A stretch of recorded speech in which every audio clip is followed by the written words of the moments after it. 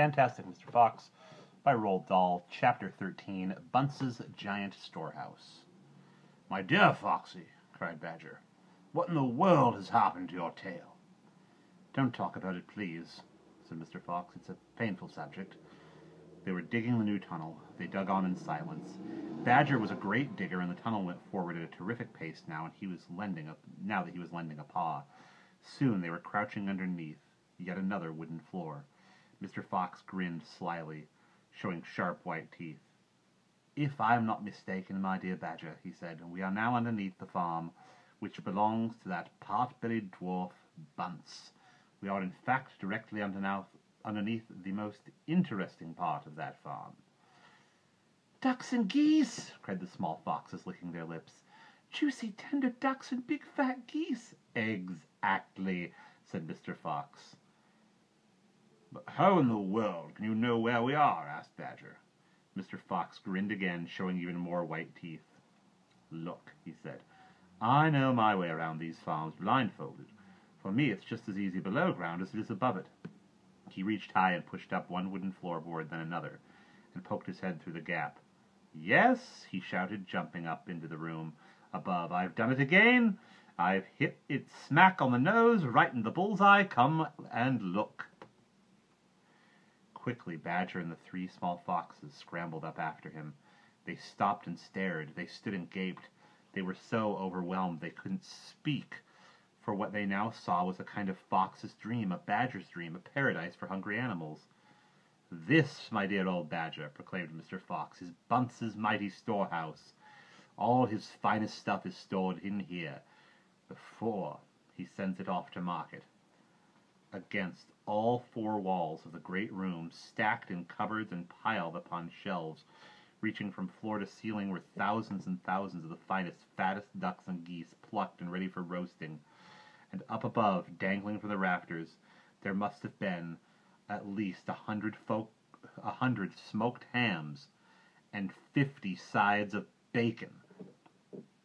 "Feast your eyes on that!" cried Mr. Fox, dancing up and down.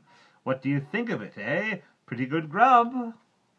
Suddenly, as though springs had been released in their legs, the three hungry small foxes and the ravenously hungry Badger sprang forward to grab the luscious food. "Stop!"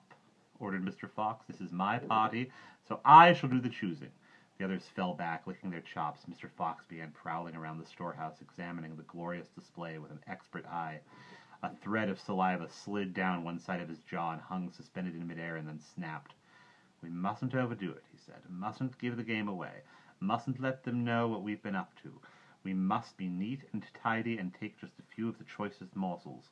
So, to start with, we shall have 4 plump young ducks." He took them from the shelf.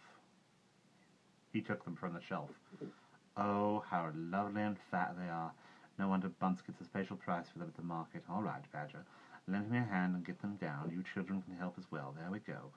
Goodness me, look how your mouths are watering. And now, I think we had better have a few geese.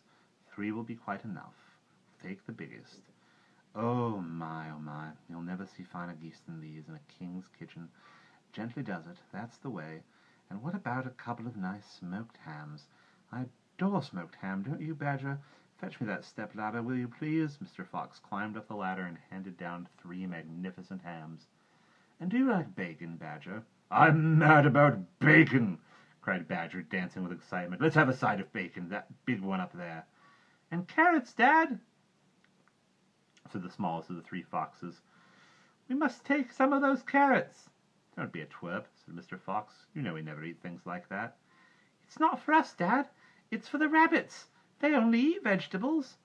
"My goodness, you're right," cried Mr. Fox. "What a thoughtful little fellow you are. Take 10 bunches of carrots." Soon all this lovely loot was lying in a neat heap upon the floor.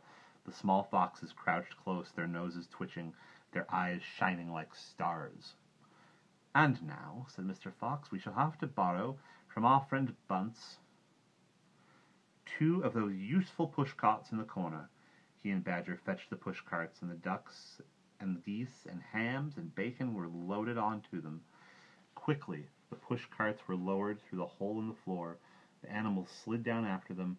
Back in the tunnel, Mr. Fox again pulled the floorboard very carefully into place so no one could see that they had been moved. "My darlings," he said, pointing to 2 of the 3 small foxes, "take a cart each and run back as fast as you can to your mother. Give her my love and tell her we are having guests for dinner. The badgers, the moles, the rabbits, the weasels. Tell her it must be a truly great feast, and tell her the rest of us will be home as soon as we've done one more little job." "Yes, Dad. Right away, Dad," they answered, and they grabbed a trolley each and went rushing off down the tunnel. And that's the end of Chapter 13.